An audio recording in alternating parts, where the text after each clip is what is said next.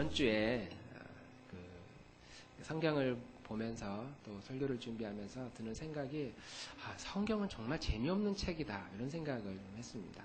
성경은 너무 재미가 없고 좀 그래도 하나님 예수님의 행적을 기록하고 하나님의 나라에 대한 내용을 기록을 좀 했다면 좀 사람들이 읽힐 수 있을 만한 그런 내용들이 좀 있어야 되는데 사실 성경 안에는 즐겁고 재밌는 이야기보다 저렇게 울고 괴로워하는 슬픈 이야기가 굉장히 많이 있어요.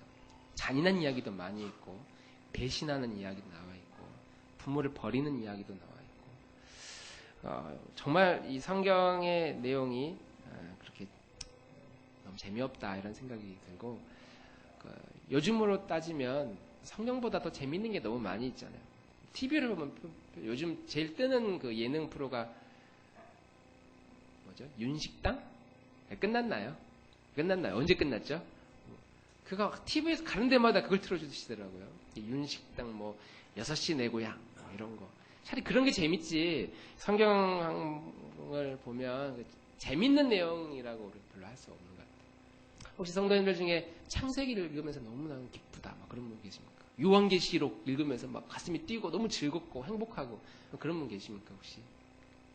그러니까 성경은 말 그대로 이렇게 재밌는 책도 아니고 우리를 유쾌하게 하는 책도 아니고 오히려 너무 진지하게 사람을 진지하게 만들고 마음을 무겁게 만들고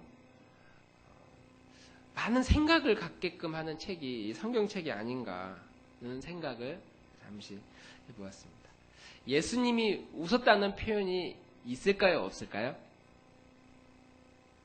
성경에서 너무 웃었다는 표현이 혹시 성도님들 있을까요? 없을까요? 있어요. 어디? 기억은 안 나는데 하나님의 사자가 아브라함에게 나타나셔가지고 아브라함이 나이가 100세 사라가 80세 때 아브라함에게 나타나셔가지고 하나님이 너에게 아이가 있을 것이다 라고 하니까 저 마루 뒤에서 사라가 모르게 듣고 속으로 웃었다는 표현이 있어요. 사실 웃은 게 아니라 비웃은 거거든요. 내가 지금 나이가 지금 몇인데 내가 어떻게 이 노년에 아이를 낳을 수 있느냐. 뒤에 이제 그런 이야기 하면서 웃은 게 아니라 비웃은 표현이고. 시편에 보면은 주께서 그들을 하늘에 계신 이가 웃으심이여 이런 표현이 있어요. 시편에 보면은 하늘에 계신 이가 웃으심이여. 그 뒤에 보면은 주께서 그들을 비웃으시리로다. 웃다라는 단어나 표현은 있지만 그것보다 더 많이 나오는 한 5배 이상 나오는 표현이 뭐냐면 비웃는다는 표현이에요. 악인을 비웃는, 하나님이 인간을 비웃는, 인간이 하나님을 조롱하고 비웃는. 그러니까 이 성경 안에 유쾌하고 좀 마음을 훈훈하게 하는 그런 내용들이 성경에 별로 많이 나와 있지 않아요. 그런데 여러분들도 그런 이야기를 들어보셨겠지만 예수님을 믿으면 기쁘고 행복한다는 이야기를 혹시 들어본 적이 있으신가요? 들어보셨습니까? 우리 윤 집사님은 어떻게 그런 이야기 예수 믿으면 막 행복하고 기쁘다 그런 이야기 들어보셨죠? 구 집사님도 들어보셨나요? 처음 듣는 이야기는 아니죠? 예수 믿으면 늘 우울하고 슬퍼해야 되고 그런 건 아니라는 걸 우리는 잘 알고 있죠. 그러면 여러분 주변에 한번 어떤 그런 사람이 진짜 있는가 한번 생각을 해보세요. 내 주변에 예수님을 믿어서 너무 기뻐하고 즐거워하는 사람. 그런 사람 몇 명이나 있습니까? 양 지사님 갑자기 손을 올리길래 전 기쁜 게 그런 줄 알고 깜짝 놀랐네. 제가. 예수님을 믿어서 받은 복이 있어서 그 복이 있어서 기쁜 사람은 제가 몇몇 봤어요.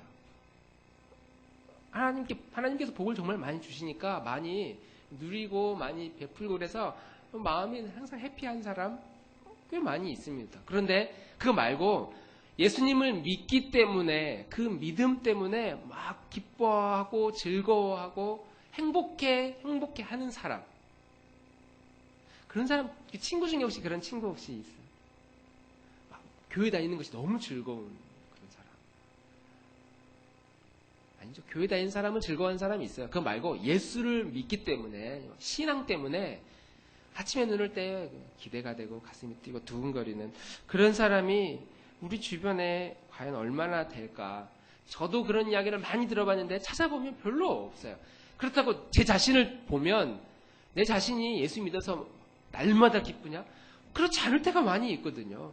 그러니까 도대체 예수님을 믿으면 기쁘다는 그 표현이 누구 이야기인가? 되는 이야기인가? 이런 생각을 이 성경을 보면서 해본 것이죠. 성경을 읽으면 막 기쁨이 찾아오는 그것도 아니고, 그렇다고 예수님을 믿으면 찾아오는 기쁨? 도대체 이 기쁨은 도대체 누구 것이냐? 누가 이 기쁨을 자기 것으로 만드느냐? 하나님이 원래 세상을 지을 때 성경의 스토리를 보면 하나님이 세상을 이렇게 지으셨을 때 그 세상은 원래 기뻐하도록 하나님이 만드셨대요. 그게 하나님이 세상을 만든 원리였답니다. 그런데 인간이 죄를 지으면서 이 기쁨이 사라진 것이죠. 그러면 언제 이 기쁨이 다시 돌아오냐면 창조했을 때, 그리고 창조하셨을 때와 비슷한 상태. 우린 그것을 두 글자로 구원이라고 이야기합니다. 따라해 봅시다. 구원. 구원은 창조의 복원입니다. 하나님이 창조하셨을 때 이게 망가졌는데 이게 상관없고 새로운 구원이 생긴 게 아니라 죄 가운데 빠진 우리가 다시 창조하셨을 때의 모습으로 돌아가는 것. 이제 물론 완벽하게 돌아간 건 아니고 우리는 상태적으로 본질적으로 돌아왔지만 우리의 신분이 예수를 믿음과 함께 구원받은 자로 돌아왔지만 상태는 여전히 가변적이에요. 기분이 좋을 때가 있고 나쁠 때가 있는 것처럼 구원이 되지는 않지만 구원받은 자의 삶은 계속 우리는 진행하고 있어요. 그래서 그렇게 예배드리고 찬양하고 기도하고 신앙생활을 해야 된다고 그렇게 말하는 것은 우리는 가변적인 상태로 지금 살고 있기 때문이죠. 그래서 구원을 받으면, 다시 말해서 예수님을 믿음과 함께 내 안에 있는 모든 죄의 문제를 예수님이 다 해결하셨고 우리는 그 사실을 믿음으로 내가 이 죄에 대해서 자유한 상태가 됐구나라는 것을 받아들이면서 가장 두드러지게 나타나는 우리의 그 삶의 태도가 무엇이냐면 여러 가지 태도가 있어요. 그 중에 성경은 기쁨이다라고 이야기를 하는 것이죠. 그리고 실제로 우리가 그러하느냐 일단 그거는 제쳐두고 실제로 성경에서 예수님을 믿어서 기뻐했다는 많은 사람들의 증언들이 나옵니다. 초대교회 베드로가 설교에서 3,000명이 세례를 받고요. 그래서 그 사람들이 모여서 이제 공동체 생활을 하는데 회당과는 다르게 모여서 공동체로 예배를 드리면서 하나님을 찬양하는데 그 사람들이 자기의 재산을 팔아서 서로 나누어 주고 마음을 같이하고 성전에 모이기를 힘쓰며 집에서 떡을 떼며 서로 초대하고 음식을 나누어 먹으면서 기쁨과 순전한 마음으로 음식을 먹었다. 하나님을 찬양했다. 기쁨이 있었다는 표현을 바로 그 초대교회 안에서 있었다라고 하는 것이죠. 교회에서 예배드리면 초대교회는 기뻤대요. 너무 즐거웠다는 겁니다. 또 하나 스데반이 이제 순교를 당하잖아요. 사도행전 7장에 스데반이 순교를 당하고 사람들이 뿔뿔이 흩어지면서 예수님의 제자인 빌립이 전도를 하는데 사마리아 땅으로 들어갔습니다. 그래서 사마리아 사람들에게 복음을 전하고 많은 기적들이 일어나고 중풍병자가 일어나고 안진뱅이들이 일어나는 이런 놀라운 기적들이 일어날 때 사도행전 8장 8절에 이렇게 표현합니다. 그 성에 큰 기쁨이 있더라. 그래서 우리는 예수님 믿으면 기쁘긴 기쁘구나라는 사실을 우리는 어느 정도 인지를 할 수 있죠. 사도 바울이 원래 아시아에서 전도를 하려다가 이제 꿈속에서 환상 가운데서 마게도냐로 바다 건너 마게도냐로 유럽 쪽이에요. 유럽 쪽으로 와서 우리를 도와달라는 환상을 보고 유럽으로 가서 갔던 첫 번째 성읍이 빌립보인데요. 빌립보에서 복음을 전하다가 점치는 한 귀신을 고쳐주는 그 사건 때문에 매를 맞고 투옥을 당합니다. 그래서 감옥에서 막 찬양했다고 그래요. 현실적이지 않는, 그냥 우리는 그런 이야기를 들으면서도 읽으면서도 어떻게 감옥에서 매를 맞고 찬양할 수 있느냐. 간수가 조용하네 하면서 와서 또 매를 때릴 수 있는 상황인데 어떻게 찬양할 수 있을까. 근데 어쨌든 찬양을 했다고 성경에 나와 있고, 그리고 그 순간 지진이 일어나서 감옥 문이 열리고 손에 있는 이 착고, 이 자물쇠, 이 수갑이 다 풀어져서 자유의 몸이 되었는데 그때 간수가 그걸 보고 도망간 줄 알고 자살을 하려고 자결을 하려고 그래. 얼마나 무서웠으면.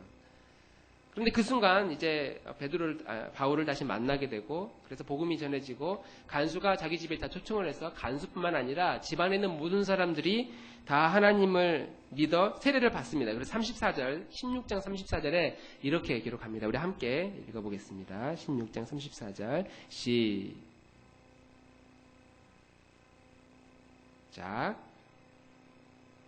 그 다음 일단 넘겨요. 그냥 쭉 넘기세요. 넘겨봐요. 그냥.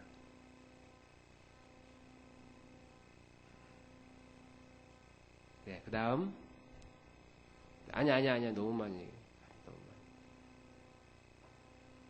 그 앞에 없나요? 네, 제가 읽겠습니다.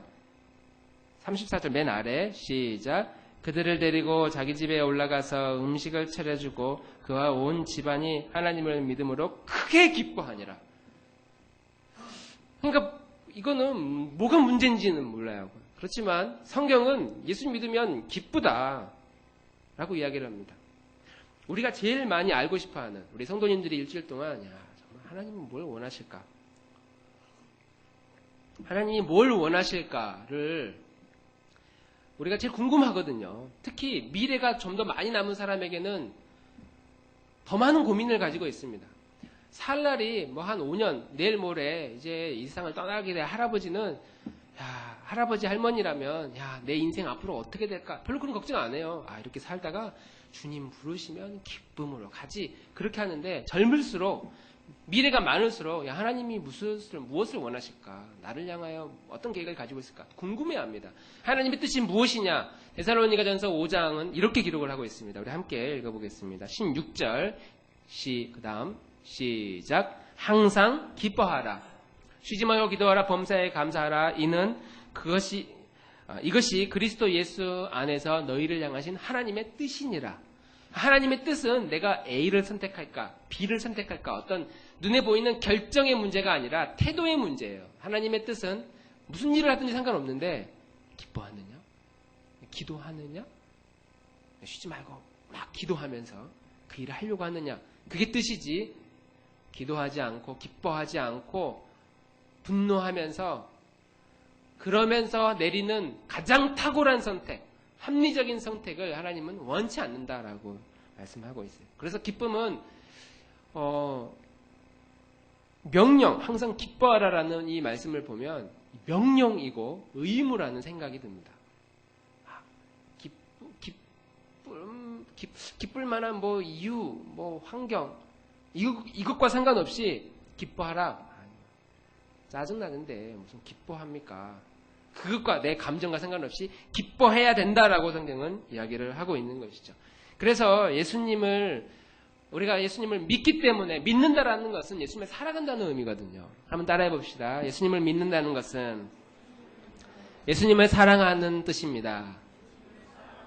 예수님을 사랑하기 때문에 우리는 예수님을 믿기 때문에 기뻐해야 되는 것이 의무입니다. 그럼 다시 말하면 반대로 이야기하면 내가 기뻐하지 않는다라는 이 표현은 하나님을 사랑하지 않는다는 표현하고 똑같은 표현이라고 하는 것이죠. 내 안에 기쁨이 없다면 분명히 내 안에 하나님을 향한 사랑이 식었을 가능성이 매우 높은 사람입니다. 그래서 우리 성도라면 마땅히 예수님을 믿고 난 하나님의 자녀라면 기뻐해야 돼요. 이건 의무를 가지고 최선을 다해서 열심히 기뻐할 줄 아는 사람, 이것이 그리스도를 믿는, 예수님을 믿는 성도의 바른 모습인 줄 믿습니다. 할렐루야. 할렐루야. 이렇게 성경은 열심히 기뻐하십시오, 즐거워하십시오 라고 이야기를 하지만 이렇게 이야기를 해도 우리들의 표정은, 저를 비롯해서 우리들의 표정은 별로 기뻐할 만한 표정이 전혀 아니라는 모습을 제가 느끼면서 그런 말을 하고 싶지 않아요. 기뻐할 만한 일이 있어야 사실 기뻐하잖아요. 예수님을 믿는, 그렇다고 예수님을 안 믿는 것도 아니에요. 우리가 예수님을 안 믿는 것도 아니고 다 믿죠. 믿으니까 오늘 이 자리에 이렇게 나온 거 아닙니까? 예배드리러. 그리고 뭐 기뻐하지 않으면 사랑하지 않는다고 그러는데, 여러분들 하나님 정말 사랑하지 않으십니까? 우리 안에 이만큼의 사랑이 없는 건가요? 그렇지 않거든요. 여기 계신 분들은 그래도 하나님을 최소한 만큼은 하나님을 사랑하는 마음이 있고, 그래서 막 마음속에 분노는 일어나지 않지만 그렇다고 막 큰 기쁨이 없어. 그렇다고 하나님을 안 사랑하는 것도 아니고, 마음속에 막 기뻐하는 것도 아니고, 그렇다고 막 슬퍼하는 사람도 아니고, 우리 주변에 일어나는 일들은 기쁜 일보다는 사실 안 좋은 일들, 슬픈 일들이 너무나 많이 있고, 그래서 기뻐할 만한 일들이 없는데 어떻게 억지로 기뻐합니까? 라는 생각이 저는 들었거든요. 제가 하나님을 안 사랑하는 것도 아니고, 그렇다고 막 뜨겁게 사랑하는 것도 아닌 것 같고, 그냥 예수님을 잘 한번 믿어보고 잘 따라보고 싶어하는 그런 마음. 아마 성도님들도 그런 비슷한 마음일 거라고 생각합니다. 막 큰 기쁨은 없지만 그렇다고 막 좌절한 것도 아니고, 막 슬퍼하는 사람도 아니고, 하나님을 안 사랑하는 것도 아니고. 혹시 이 이야기에 공감이 된다면 0.1초만 살짝 고개를 한번 끄덕여 주시기 바랍니다. 많이 끄덕이셨어요. 살짝 티 안 나게. 저는 그런 마음이었어요, 이번 주가. 정말 기뻐할까? 제 자신에게 큰 기쁨이 있을까? 막 큰 기쁨은 아닌데, 그렇다고 막 죽을 것 같은 괴로움이 있는 것도 아니에요. 그런데 우리가 무슨 생각을 보통 하냐면, 그러니까 기뻐할 만한 일이 좀 생겼으면 좋겠다. 교회 와서 좋은 일이 막 생겼으면 좋겠고, 가정에 즐거운 일이 막 있었으면 좋겠고, 예수님을 믿어서 하나님이 쏟아 부어주셨어. 하늘 보좌를 열고 복을 막 주셔서 좋은 일들이 막 생겼으면 좋겠다. 그러면 얼마나 기쁘겠어요. 그러나 성경은 기뻐할 만한 일이 있어서 기뻐하는 것은 진짜 기쁨이 아니라고 항상 이야기를 하고 있거든요. 예수님을 믿어서 받은 복 때문에, 환경 때문에 기뻐하는 것이 아니라 예수님을 믿음으로 날마다 우리에게 기쁨이 있어야 된다라고 이야기를 하는데, 우리 안에 이런 기쁨이 없고 뭔가 늘 기다리는 모습, 뭔가 좀 좋은 일이 있으면 나를 해피하게 해줄 만한 일들, 그런 일들을 우리는 기대하고 매일매일 그렇게 살아갑니다. 제가 질문 한번 해볼게요.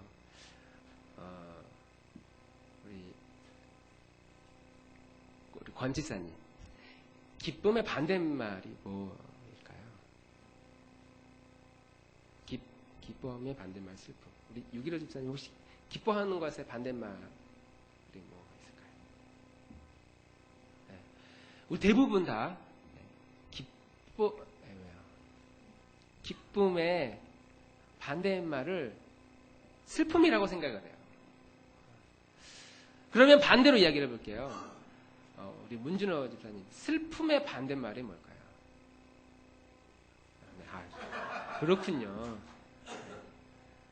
그러면 슬픈 일이, 만약에 우리가 기쁨의 반대말은 슬픔이라면, 여러분 기쁘지 않을 때, 우리가 기쁘지 않을 때, 기쁜 일이 별로 없을 때, 그때 슬프시나요? 아니거든요. 반대로 슬픈 일이 내 안에 없어요. 막 내일 모레 내가 시한부 인생으로 사는 것도 아니고 죽을 병에 걸린 것도 아니에요. 슬픈 일이 내 안에 막 꽉 차 있는 건 아니에요. 그러면 기쁘십니까? 별로 그렇지 않거든요. 그러니까 우리는 기쁨과 슬픔을, 이걸 반대되는 이야기라고 표현하는데, 사실은 기쁨의 반대는 기쁨을 가져다 주지 못하게 하는 것들이 내 안에 있을 때, 그것이 무엇이냐면 성경은 염려라고 이야기를 합니다. 염려하면 기쁨이 사라집니다. 두려워하면 기쁨이 사라집니다. 근심하기 시작하면 기쁨이 사라지기 시작해요. 그러니까 이것은 우리가 막 뜨거운 기쁨이 막 내 안에 없다고는 마음이 느낄 때 무슨 생각을 해보게 되냐면, 나는 요즘 무엇을 근심하며 사나? 나는 무엇을 염려하며 사나? 내가 지금 무엇을 두려워하며 살고 있나? 미래에 대한 두려움? 아니면 지금 하고 있는 일에 대한 근심? 걱정? 이게 내 안에 가득 채워져 있으면 성경을 믿을 때 그렇게 하나님이 주시마 하시는 그 기쁨이 들어올 수가 없는 거예요. 염려가 가득 채워져 있을 때 기쁘지 않다. 그래서 요한일서 4장 18절에는 이렇게 이야기를 합니다. 우리 한번 다 같이 읽어보겠습니다. 시작. 사랑 안에 두려움이 없고 두려움에는 형벌이 있음이라. 두려워하는 자는 사랑 안에서 온전히 이루지 못하였느니라. 자, 하나님을 사랑한다고 그러면 기쁨이 생긴다고 그랬어요. 진정으로 사랑한다면, 온전히 사랑한다면 기쁨이 생긴다고 그래서 그 말은 무엇이냐면 기쁨이 내 안에 들어온다는 건 내 안에 있는 이 염려, 근심, 두려움들이 나간다는 것을 의미하는데 우리가 하나님을 뜨겁게 사랑하면 사랑할수록 내 안에 있는 염려와 근심이 사라지게 나가게 되는 것이죠.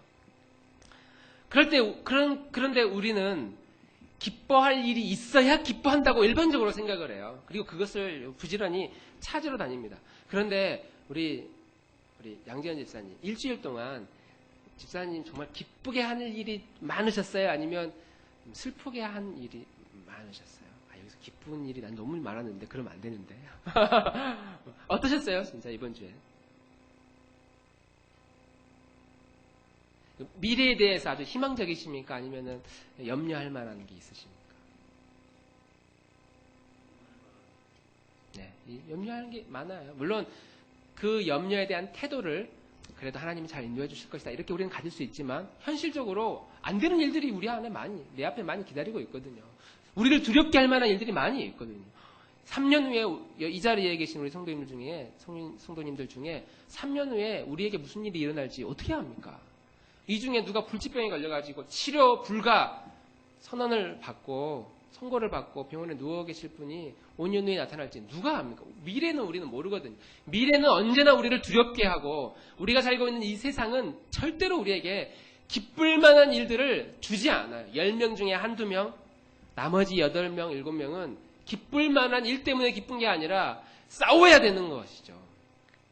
그래서 오늘 이 시인, 오늘 읽은 이 시편 4편 7절에 고백하는 8절에 고백하는 이 시인의 고백을 보면 도대체 기쁠 만한 일이 아무것도 없는 이 세상에서 무엇을 기뻐해야 되는가에 대한 힌트를 어떻게 이 기쁨을 붙들며 살아가는가에 대한 힌트를 우리가 함께 엿볼 수가 있습니다.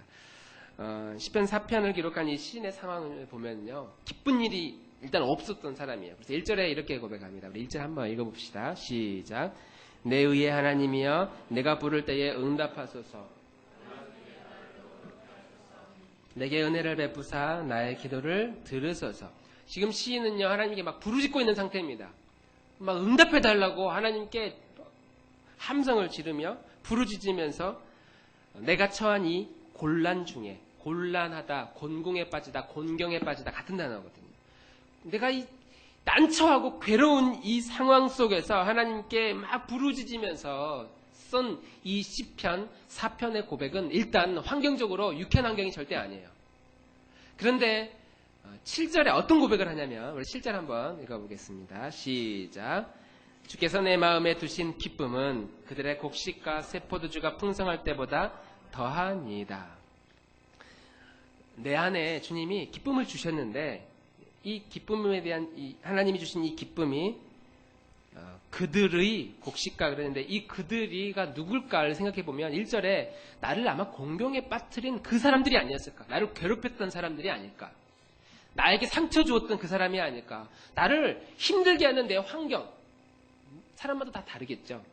그 환경 때문에 지금 그 환경 때문인데 그들이 지금 어떤 상태냐면 곡식과 새 포도주가 풍성할 때 원래 우리가 알고 있는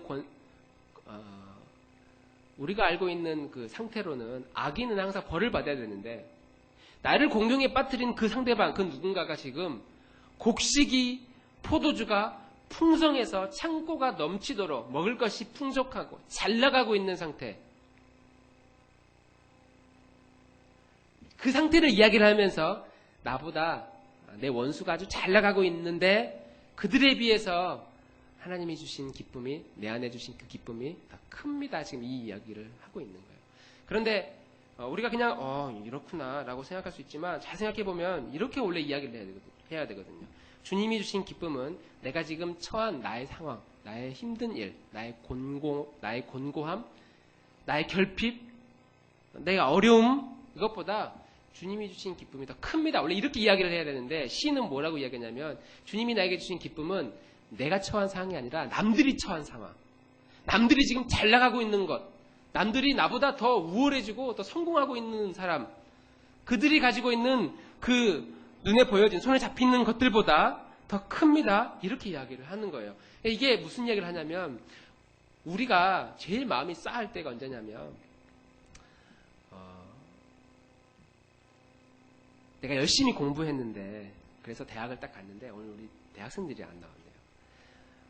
대학을 딱 갔는데 학교에서 나보다 분명히 더 많이 놀러 다녔고 까불었던 친구가 더 좋은 대학을 갔을 때 그런 사람이 없으면 내가 다니는 이 대학 만족하고 감사하거든요.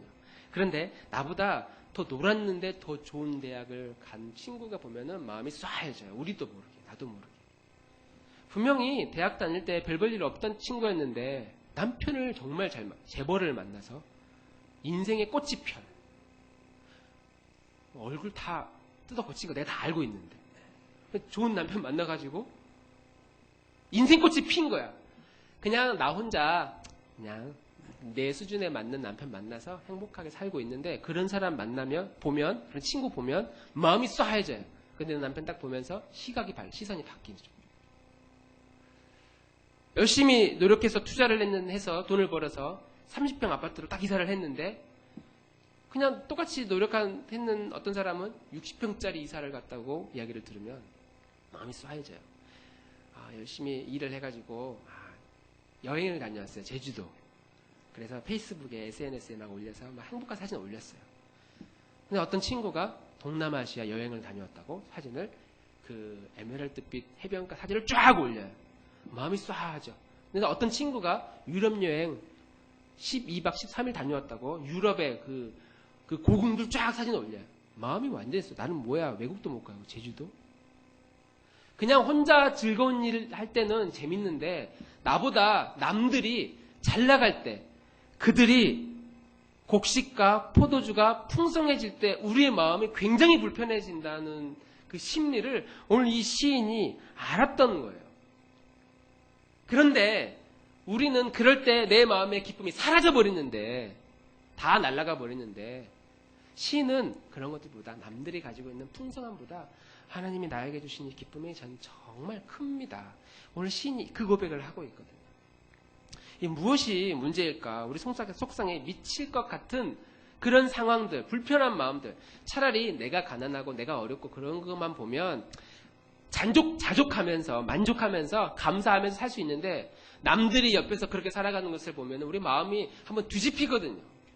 그렇게 속상한 마음이 있을 때 어떻게 해야 되느냐? 성경은 내 마음에 두신 기쁨이 있고 남들이 가지고 있는 풍성함, 재산, 지식, 좋은 환경, 이 풍성함, 이 두 개를 놓고 비교할 때 우리는 일반적으로 어느 쪽으로 기울어지냐면 내가 가지고 있는 기쁨, 이게 눈에 안 보이는 거, 안 잡히는 거, 이거 상관없고 남들이 가지고 있는 거 이쪽으로 시소 타는 것처럼 기울기가 확 기울어지는 거예요. 그리고 계속해서 남들이 가지고 있는, 그들이 가지고 있는 포도주, 그들이 가지고 있는 곡식, 풍성한 삶, 그들이 잘 나가고 있는 모습, 많은 것을 가지고 소유하고 있는 행복한 모습들, 그것을 끊임없이 우리의 마음속에 묵상합니다. 숙고하고 생각하고 마음에 되새기고 저 인간 어떻게 저럴 수 있었지? 나는 이게 뭐야? 하면서 우리는 끊임없이 비교하면서 나보다 더 잘 나가고 있는 내 친구들, 내 모습들을 보면서 시인은 무슨 이야기를 하냐면 그것들보다 이게 훨씬 더 크니까 그것을 그만 보라. 한쪽으로 확 기울어질 수 있는 그 무게감을 무겁다고 생각하지 말고 그래서 그것이 내 삶을 다 짓눌러서 내 안에 기쁨이 있는데 기쁨 없는 것처럼 살지 말고 그것이 훨씬 주님이 주신 기쁨이 훨씬 더 큰 기쁨이니까 그것을 붙들고 살아가야 된다. 이것이 훨씬 더 우리에게 무거운 것이라고 오늘 성경은 이야기를 하고 있는 거예요. 그러나 우리는 일반적으로 눈에 보여지는 그 세상의 무게감, 남들이 가지고 있는 거, 잘 나가고 있는 거, 그리고 남뿐만 아니라 내 안에 정말 나를 힘들게 하는, 나를 무겁게 하는 이 모든 것으로부터 염려하고 두려워하고 근심하는 것으로부터 그것을 심각하게 받아들이지 말고 무겁다고 받아들이지 말고 깃털처럼 가볍게 아무것도 아닌 것처럼 시간이 지나면 다 없어질 것으로 우리가 여기면서 살라라고 하는 것이죠. 우리가 지금 가지고 있는 마음속에 약간의 혹은 많은 두려움과 염려와 근심이 있다면 5년 후에 오늘 이 자리에 계신 우리 성도님들 5년 후에 똑같은 고민할까요? 그러면 이렇게 생각해 보면 돼요. 5년 후에 내가 무슨 고민했지? 일기장 있으면 참 좋은데.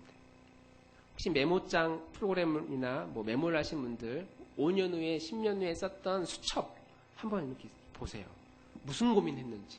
제가 일기는 잘 쓰지 않지만 저희 집에 가끔 일기장이 나와요.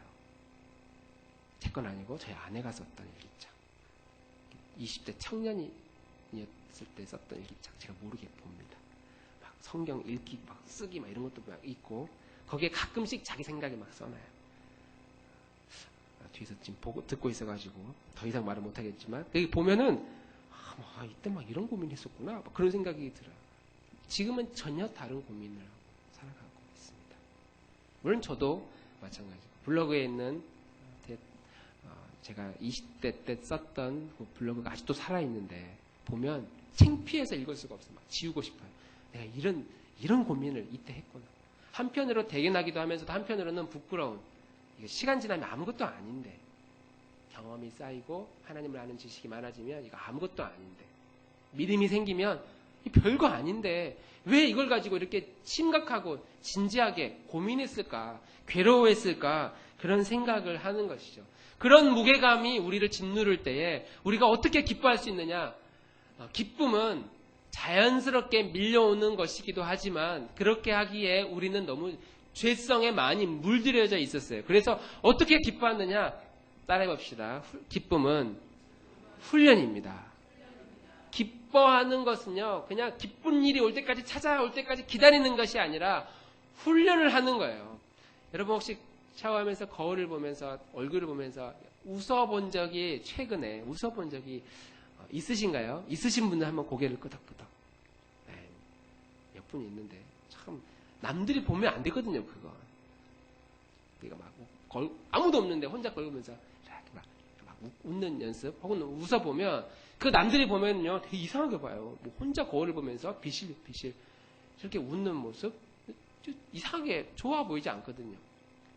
그런데 웃는 기쁨이라고 하는 것은 훈련이 돼야 됩니다. 거울을 보고 아침마다 한 번씩 내가 웃을 때 웃는 내 얼굴이 어떠한가 어색한 웃음을 보면서 내가 어떠한가를 사람들이 그대로 보겠지라고 하면서 생각해 보는 거예요. 그리고 가장 아름다운 미소를 거울을 보면서 연습하고 훈련하고 그런 표정으로 하루를 살아가는 모습. 날마다 거울 보면서 그러면 참 그것도 힘들겠죠. 우리 성도님들 제가 그렇게 잘 웃는 얼굴 제 인상이 좋은 인상인가요? 아니면 좀 좋지 않은 인상인가요? 다 좋은 인상이라고 말은 그렇게 하긴 하시겠지만 제 인상이 원래 그렇게 좋은 인상이 아니에요. 지금도 마찬가지입니다. 지금도 제가 거울을 보면 얼굴이 어두울 때가 있고 그렇게 썩 밝은 얼굴은 아니에요. 제가 자라는 환경이 늘 유쾌한 환경이 아니었어요. 예수님 믿으면 기뻐한다고 했는데 그렇게 설교하셨던 저희 아버지가 가장 기뻐하지 않으셨어요. 집에만 오면 항상 이거야 저거야 항상 화를 내시고. 그러니까 예수 믿고 기쁘나 하면서 왜 안 기뻐하시지?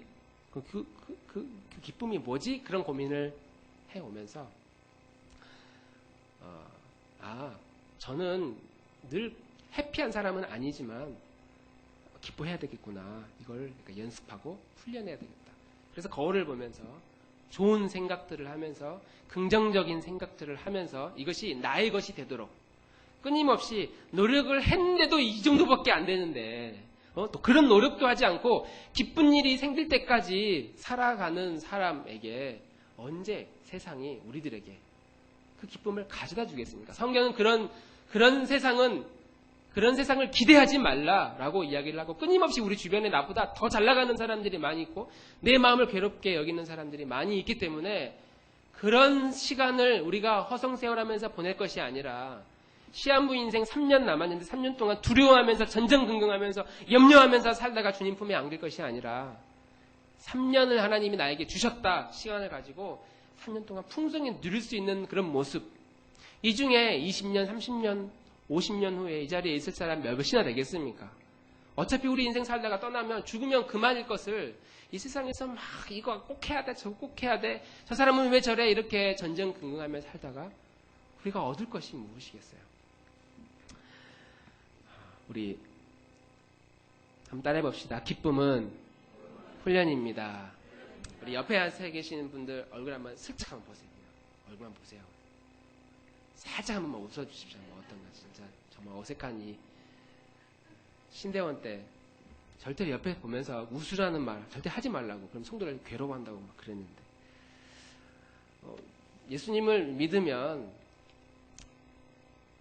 자연스럽게 얼굴이 쫙 펴지는 게 아니라 끊임없이 죄성으로 물들여져 있는 내 안의 성향을 기쁨으로 만들어갈 때, 그리고 이것이 나의 것이 될 때, 그리고 다른 사람이 나보다 잘 나가는, 나를 불편하게 하는 이런 환경의 무게감에 우리가 너무 많이 묵상하지 않고, 그건 내 거 아니니까, 오히려 그것보다 하나님이 나에게 주신 기쁨이 훨씬 더 큰 겁니다. 그것을 붙들면서, 씨름하면서, 주의 옷자락 붙드는 것처럼 그것을 나의 것으로 붙들면서 살아갈 때의 시인은 시편 4편 8편에 이렇게 고백을 합니다. 우리 8편 함께 읽어보겠습니다. 시작. 내가 평안히 눕고 자기도 오직 여호와이시니다. 내가 편안하게 잠을 자기도 하고 평안하게 눕고 안전하게 살 수 있는 그 여건은 좋은 여건, 환경이 내 손에 쥐어질 때가 아니라 주님이 나에게 주시는 기쁨이 눈에 보이는 것보다, 저거는 저 사람의 인생이지, 저 사람의 삶이고, 저것보다 주님이 나에게 주시는 특별한 기쁨, 은밀한 기쁨, 그것이 더 큰 것이다라고 붙들고 그것을 훈련하면서 살아가는 성도의 삶. 우리 나들목교회가 그런 기쁨을 빼앗기지 않고 세상에 내버려 두지 않고 내 것으로 붙들며 살아가는 우리 교우들이 되기를 주님의 이름으로 축원합니다.